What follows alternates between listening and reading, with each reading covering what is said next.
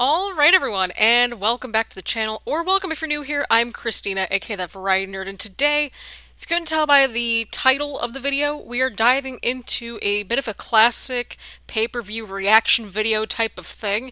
If you want more of these, just let me know in the comments down below or on social media. Again, all the social media links are in the description down below. We could also do some watch parties as well over on Twitch because it's getting cold outside, and quite frankly, I just straight up just don't want to leave the house given that Lord Voldemort is just running wild around here. And just, yeah. Anyway, enough about that. So, we're going with the Survivor Series from 1990, which was 30 years ago. To put it into context, I wasn't born until 1996.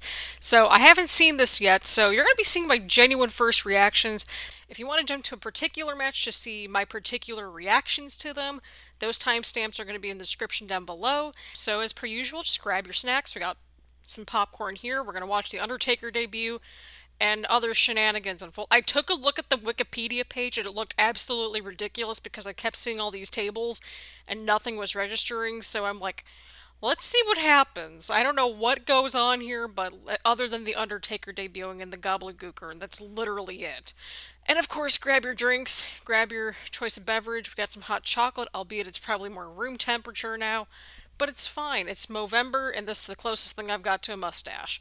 So on that note, let's just dive right into it. Unfortunately, I can't really show the video itself because of copyright, and they've already got on my butt for, like, previous videos with visual copyright, and I kind of don't want to go down that road.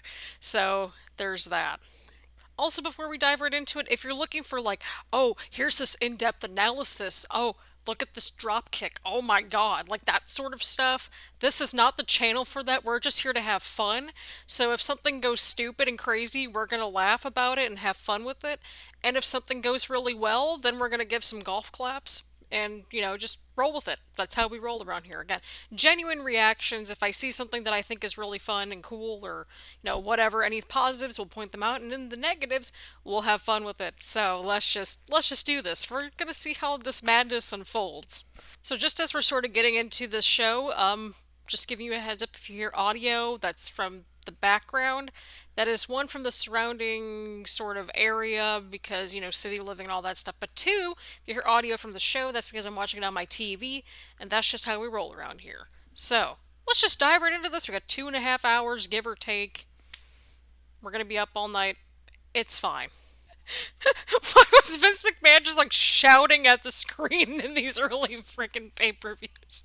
Let me tell you this, these like photos are freaking hilarious of these different of the different superstars. Oh my god. I feel like with all these portraits, like all these pictures and stuff, they are like staring into my. How many freaking Survivor Series matches are there? Wait, this used to be on Thanksgiving night? Well, I mean, I guess that's good marketing because, after your Thanksgiving dinner, you want to, just hang out and, watch a show. Oh, hey, Roddy Piper's actually doing commentary. I'm on board with this. Oh, God, the gobbledygooker egg. Oh, my God. This is going to be terrible. I'm so confused. Okay, we're gonna get some answers on who these people are with Mr. Perfect because I have no idea who the crap they are. I'm gonna fact check this in real time. Oh, okay. Okay, that did not look like demolition in the freaking, photos. I swear to God, if you go in there and look at the photos, unless if I just, just always just see the face paint and I don't see, any of the masks or anything like that, this team is so confusing to me. Why was everybody shouting in the 90s? Everybody's just shouting. I love how they're saying this place is going bananas and I don't see anybody going bananas. Okay, now they're going bananas. Maybe they were equally confused as I was and just didn't recognize the entrance theme. But it's the Texas Tornado. Wait, he's the Intercontinental Champion? Where's the title then? Okay, can we get a different camera angle so I can That's not helpful. Where's the title at? Where's the championship? Okay, there it is. I was a little confused because I couldn't see it right away, and I'm like, what is going on here? I don't know, it's like, I feel like with both teams, it's like one of these things is not like the other. The ultimate turkeys. I approve of that sign. Wait, why are we cheering them on? Wait, if he snuck attack him, then, why are we cheering? Why are we supposed to cheer for people that snuck attack people? Like, Sneak attacked, I should say. I like that little detail where, like, if the one person would go into the opponent's corner, they just kind of got, like, punched in the face. Oh, the boot! Classic boot in the corner. Wait, what is he trying to, like, just claw back? He's got face paint on. So wait, I got a question here. Why was Texas Tornado trying to come into the matchup to look like he was going to try to break up the pin right there when it was his own partner that was doing the pin? And I didn't see anybody from the other side try to come in and break up said pin. I don't know. Maybe I'm overthinking. Oh, excuse me. Maybe I'm overthinking this. Okay, can you all just slow down on the tags here? I'm trying to keep track as to who's coming into this matchup, and I'm okay. We got Hawk and Mr. Perfect in this matchup. Okay. Oh, bit of some hang time there. That's actually pretty impressive. Not gonna lie. That's what I'm saying. Go for the cover. Can y'all like slow it down on these tags? Like I'm trying to figure out who's in the match. Okay, so I'm assuming that probably Demolition and the Road Warriors were likely kind of feuding together, if they weren't already. Hey, wait, he attacked the referee! Okay, so Demolition and the Road Warriors are both eliminated, so that just leaves Mr. Perfect against Ultimate Warrior and Texas Tornado. Got it. Wait, so let me get this straight. So they're angry that they got disqualified. And the fans are cheering at them because they went after Demolition, that's the bad guy, but they also got themselves disqualified. But then afterwards, they just, just treated it after that, attack on each other, the two teams attacking each other. It was kind of like they basically were like, yeah, we're just going to stop and get mad at this whole Survivor Series thing that we got eliminated. Why couldn't they just beat the poop out of each other just heading into the back? Alright, we got Texas Tornado and Mr. Perfect. Okay, now I can actually keep track of who's in the match. Okay, I get that Bobby the Brain Heenan was kind of like the manager for all the like big bad guys and stuff like that, pretty much. But I don't understand why we're cheering for the good guys if they're attacking literally everybody, including the freaking referee. Although I feel like I just answered my own question, because I'm like, okay, well, in the 80s, early 90s, you always want to see Bobby the Brain kind of get his, comeuppance and stuff like that. I get that. But it's like this team here has been like just, beating up referees and stuff like that, or at least like one of their team members did. Oh, well played with the turnbuckle. Okay, Texas Tornado's out, so Ultimate Warrior must be winning, I'm assuming, right? By 1990 logic. Oh! He just hit his head right on that exposed turnbuckle. Wait, how is he getting up this quickly, though? The perfect plex should only be broken out, and like finisher move should only be broken out of like when the timing is right, and this to me just seems like the timing isn't right for that, because I mean it's the opening matchup for Survivor Series. The dude frickin' hits his head on the exposed steel in that corner post right over there, and Warrior's just like brushing it off like nothing happened. I mean something's off, fam. Something's really off here. Why doesn't anybody go for the pin right away in this match? Why is everybody going after the referee? I mean, he just like flung him right into the referee. Why wasn't that a disqualification? if we're trying to maintain some consistency here. Also, why did Mr. Perfect like never win a WWE championship? I still don't get how the Ultimate Warrior literally just took all that beat down from Mr. Perfect, including the exposed turnbuckle, and now he's just like, all right, I had 10 energy drinks. Of course. Of course. We kind of complain about wrestling being predictable these days, but like, given looking back on this was pretty predictable.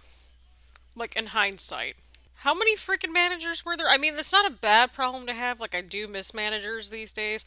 I feel like they kind of add something to characters, especially like if they're supposed to like not really do as much talking,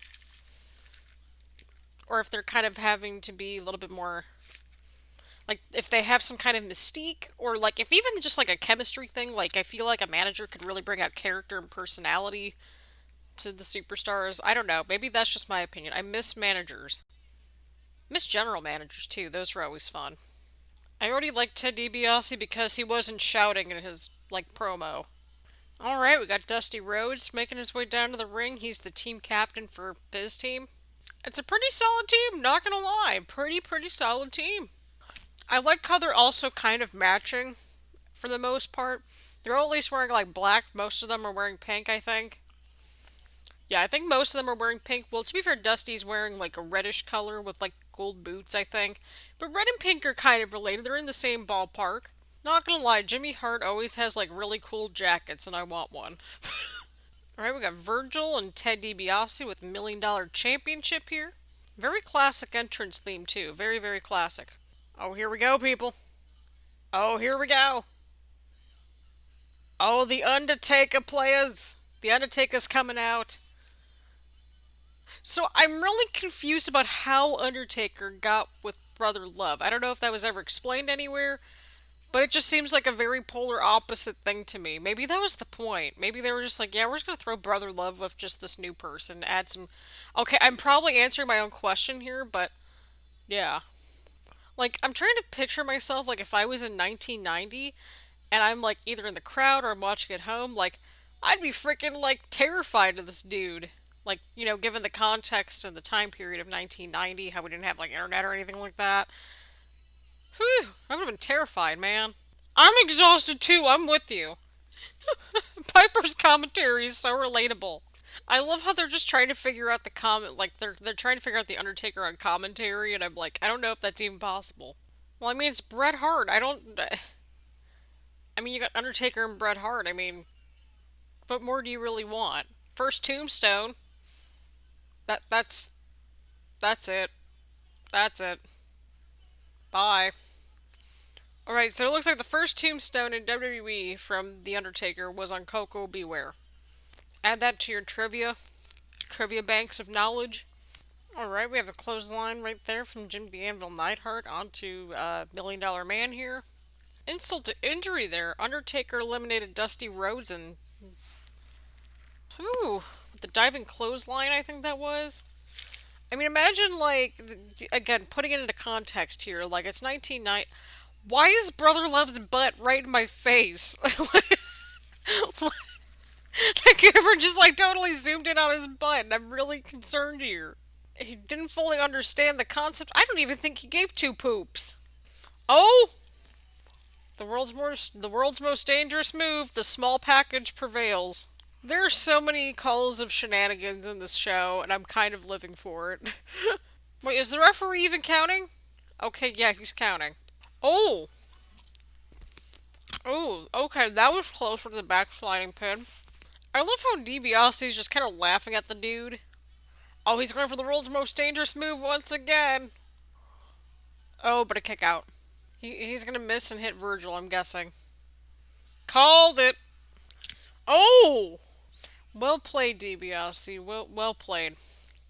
I'm starting to think that, like, for these Survivor Series matches, it's like, alright, we have all these people on our roster that we have to use up, but, like, let's just get rid of them in, like, 5 minutes and just have our major people, or who we think are our major people, or our major players, just sort of last at the end and have a mini match towards the end. So, I don't know, I feel like that's kind of the formula that I'm noticing here, which it's like, it's okay, but it's like, if I'm supposed to be caring about, like, all 8 people in the ring, but basically there's only 2 people getting that spotlight at the end, like, I'm just gonna be riding it out until these, like, people at the end here are, like, going at it. You know what I mean?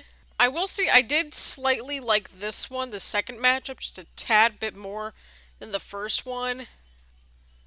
Mainly because of heel shenanigans and stuff like that, but yeah. So far, so good. It's not too bad. Oh my god, a young Shawn Michaels.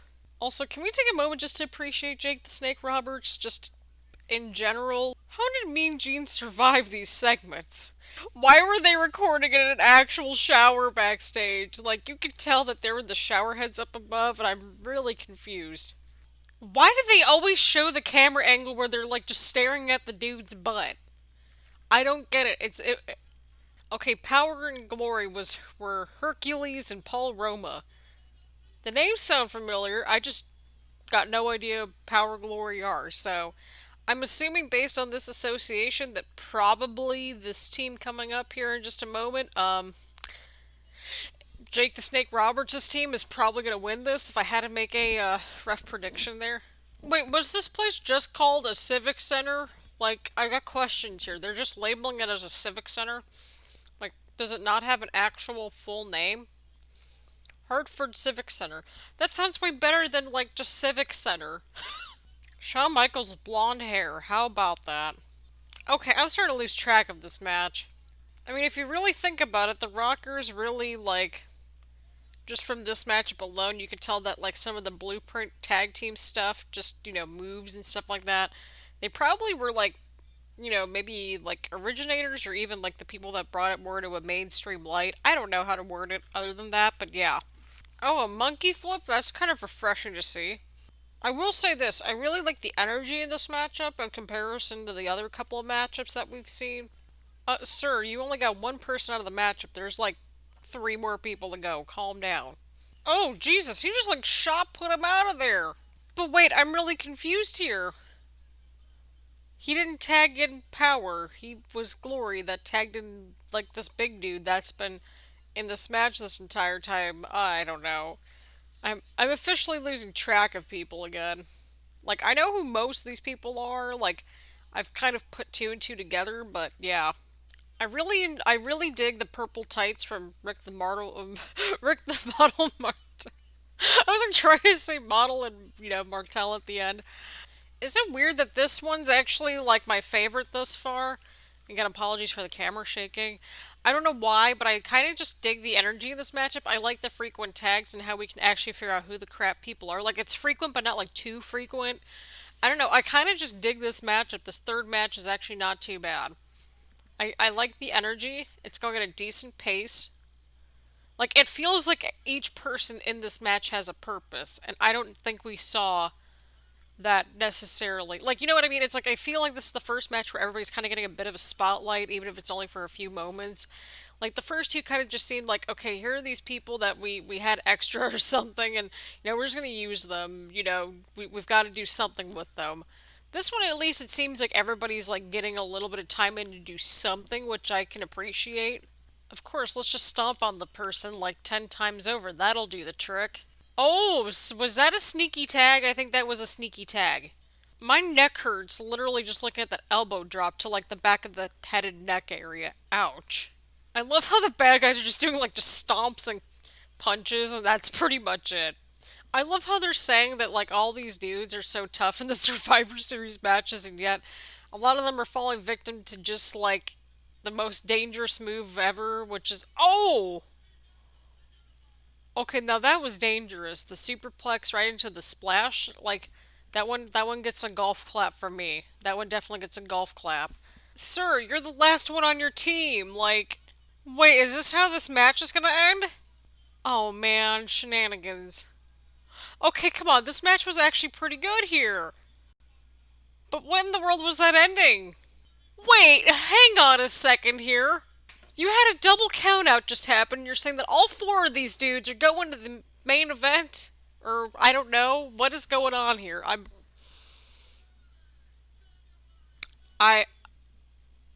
I'm so freaking confused right now. Let me see what Wikipedia's got to say. Why was Martel included as a survivor in this match when he also got counted out? Where is the logic in this? We got Hacksaw, and we got Hogan, so I'm assuming I'm going to have to take the volume down a couple notches. Hogan, you're like 300 plus pounds with 24-inch pythons. Of course people are going to believe in you and stuff. Okay, we got Tugboat and Big Boss Man. Nice. Well, there are no rules in this reaction, Hogan. That's just where things are going. Wait, I'm really confused. Why does Hacksaw have the, like, bows on the 2x4? Oh no. See, people complain about how politics and wrestling are mixing together way too much nowadays, but they were freaking doing it 30 years ago and probably before that too. Alright, Jimmy Hart's pulling double duty. Like this, like, blue color that they've got going on here. I can respect that quite a bit. Okay, I would not want to mess with Haku. Who's this? Why is this dude wearing freaking antlers? Well, that explains a lot. The Barbarian. Okay, that certainly adds up. Okay, I got really confused why there was a horn going on and then the dude's name is Tugboat. Wait, is his entrance name just like a tugboat literally just Honking? How come some of the teams only got like one entrance theme? And then certain teams, like this team, everybody's getting their own entrance theme. You know what I mean? It doesn't add up. That's all I'm saying. I like how the entrance themes for this team kind of bled into each other, so I guess that makes sense. Wait. Oh, okay, so this was after the natural disaster split up. That makes sense, I think. We're gonna look this up because fact checking is important. I will say this Hulk Hogan's entrance theme, like Hogan or not, definitely one of the most iconic entrance themes. Period. Oh, well, the team itself here in the friggin' thing is actually called the Natural Disasters.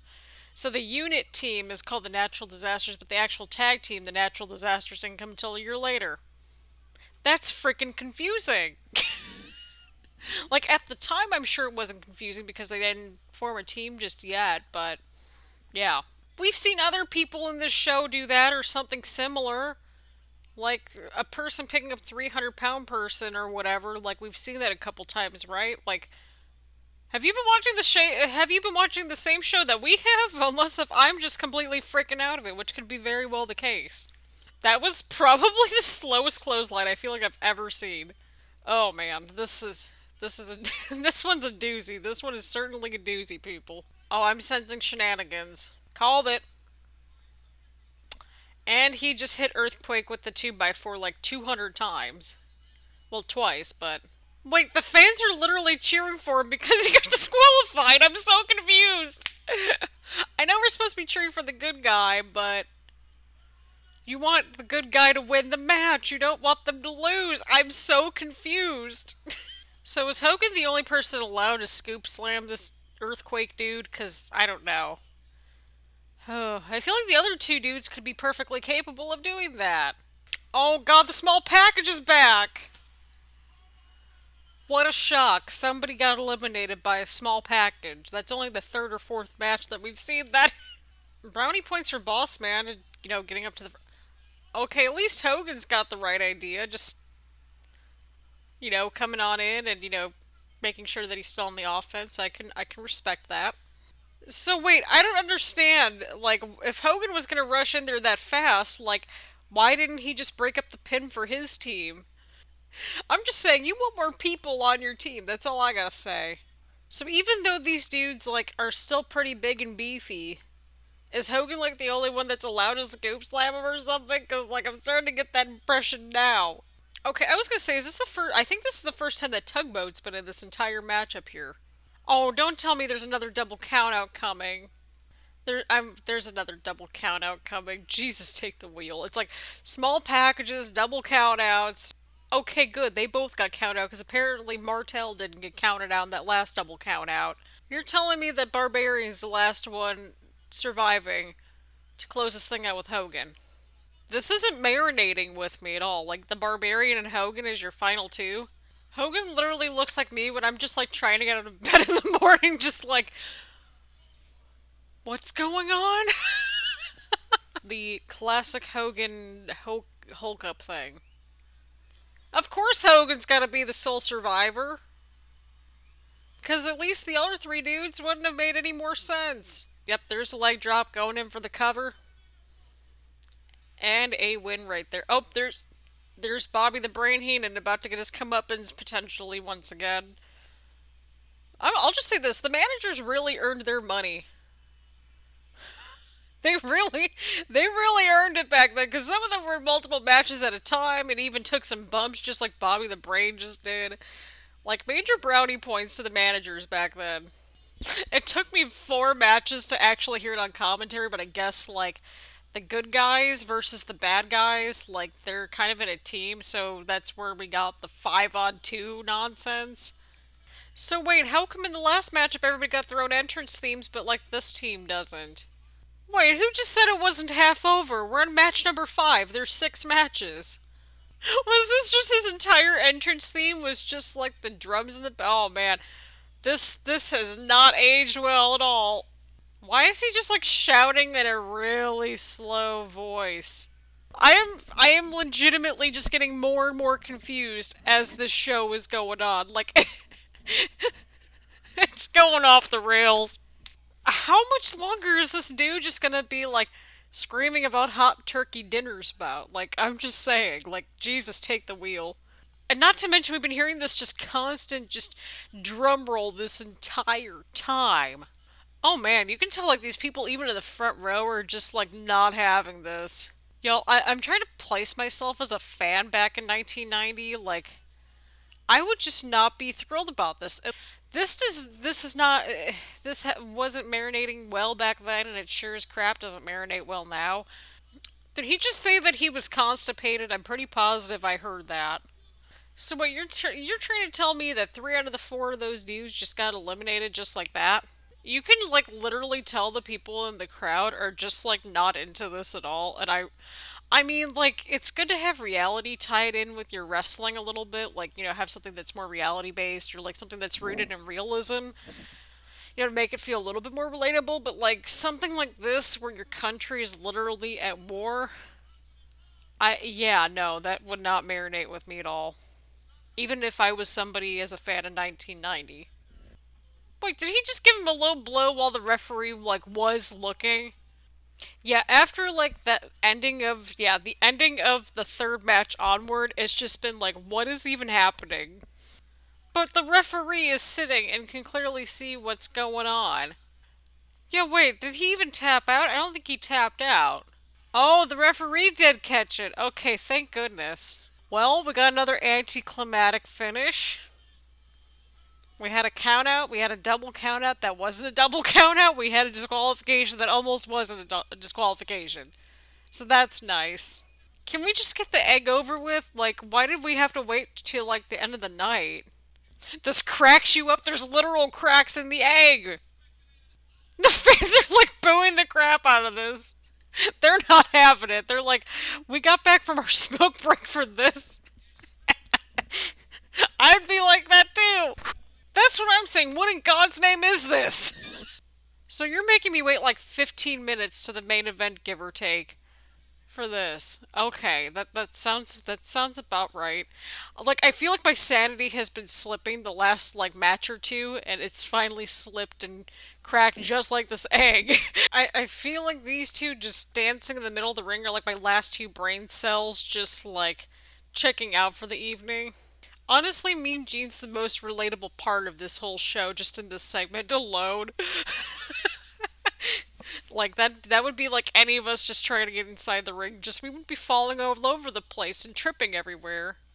Wow, now I thoroughly understand why this one had the best and one of the worst debuts in history of WWE. I understand. Ah yes, the trademark Hogan mustache staring into our souls here at home. Wait, did he just say 30 members on one side? I do like Rick Martel's bow tie. I can respect the bow tie. So, about bow ties. This is a bit of a flashback slash throwback, but we had, I don't know how we got started with this, but like we started doing like bow tie Tuesdays. Like, by we, I mean like me and a few friends. We started doing this bow tie Tuesday thing, like in high school for a while. And like I don't remember like how that came about. I just remember it being a thing. Like, bow ties are cool. What is up with the camera going up everybody's butt? I don't understand this. I don't want to see the Warlord's butt at like 11 something at night, let alone any other time of the day. Like, I'm just saying, if you want to look like a champ, like the $1 Million Man, like, that's another dude. Why didn't they give him the title at some point if he was like supposed to be like the big bad guy at one point? Like, I get that, you want to sell your merch and appeal to the mainstream audience and stuff. I'm just saying that man had the look. He had the character, he had the look. I don't know. The ingredients were there, I think. Not to mention people would want to pay to see him like lose the title at some point. I wish I had like a fraction of the Ultimate Warrior's energy at this point. I mean, Warlord's out. Wait, wasn't that the same dude that like literally like nobody could move for like 10 years in that one match earlier? Like, where's the consistency here? I'm getting confused. Like, I feel like this concept here of, like, the good guys, bad guys, eventually, like, getting to an ultimate showdown, like, of survival at the end. I feel like this concept here in 1990 would work so much better, like, today. Because, I mean, like, hey, I mean, there's a precedent, right? I mean, you've got to have a first time for everything, and not all the first times are going to work the first time, but they might work at other points, I don't know, it's sort of like I get that it's like, with a certain formula, if it ain't broke, don't fix it, or, switch it up. But it's also like, okay, we get it. Like, Hogan's getting beat down, Jake the Snake was getting beaten down, Warrior was getting beaten down. They're all going to rise up once again, except if you're Jake the Snake Roberts and end up getting a double count out. That wasn't a double count out, so I don't know. So you're trying to tell me that somebody just casually springs back up after a superplex and a body splash from these big beefy dudes here? He's got the ready. I'd be like, yeah, screw this. I'm protecting my purple gear and I'm out of here. I mean, that sounds about right. We gotta have an elimination with the roll up or small package, the most dangerous move in professional wrestling, and we've got to have a count out or some type of shenanigans, maybe a DQ somewhere thrown in there. I mean, hey, at least the crowd, got to go home relatively happy. Pretty solid babyface win right there. But like, I don't understand it. Like, wouldn't it make more sense to kind of flip it at the end and have DiBiase be the last one to go down? Because it's like your major bad guy, I'm assuming. I don't know. Like, the order didn't make much sense at all in terms of eliminations, like, towards the end. But, like, considering I think, the crowd was getting tired, I think a short and sweet match was probably a safe bet. Overall, I quite enjoyed it. It was okay. Was it the greatest show ever? Definitely not. But it wasn't the worst thing ever. Like, it did have a lot of questionable things going. Like, it felt like almost every single match there were some kind of shenanigans involved. And it's like, all right, we got to pick one out of a hat. Are we gonna have a roll up? Are we gonna have a double count out? That isn't a double count out. That one made no sense to me at all. It's like, how come both dudes didn't get counted out like together? It's good to see like from a historical perspective, for the Undertaker debuting, and certainly not for the gobbledygooker. Like, it's probably one of those things that you should probably see once and just be like, yeah, this happened. I think the first like 3 to 4 matches were like pretty solid outside of shenanigans. But for me personally, I just didn't care for the last two. Like, I think the last one was good, like at the time, so that way, nice short, sweet 10-minute match. Let's just get everybody out the door, that sort of thing. The fifth match, outside of just how it didn't age well, to me it just was like so dragged out because you had like that long freaking promo at the very beginning. It just dragged out for me. But I like the pacing of the first like 3 to 4 ish matches, even if there were a bunch of shenanigans. I think the shenanigans really watered it down for me. So if I had to give it a letter grade, it'd probably be like a solid C, maybe a C minus, because of all the shenanigans that happened. But yeah, so yeah, probably about a C to a C minus. It's watchable, but man. If you want me to do more of these reaction video type of things, let me know. I'm thinking of actually doing like utilizing Twitch where we can just hang out and do like a watch party every now and then. Maybe do a more regular thing and then just convert those streams over to like reaction videos or just do some separate ones here on the channel. Or, do a mixture of both. Have some on here and we'll do some on stream and then, bring over the highlights and that sort of thing. So let me know if you want more reaction videos like this. Again, don't want to deal with copyright concern. At least not yet. I don't have the energy for that in 2020. I really don't. Thanks so much for watching. Leave a like, leave a comment, subscribe. Social media is down in the description down below, along with Twitch. Hopefully I'm going to be using Twitch much more now that like it's just getting too cold and crazy out there to really go anywhere. So hopefully we can utilize that a little bit more now that we're heading into the winter. So yeah, on that note, thank you all so much for watching. I'm going to bed. I will see you all around later. Bye everyone.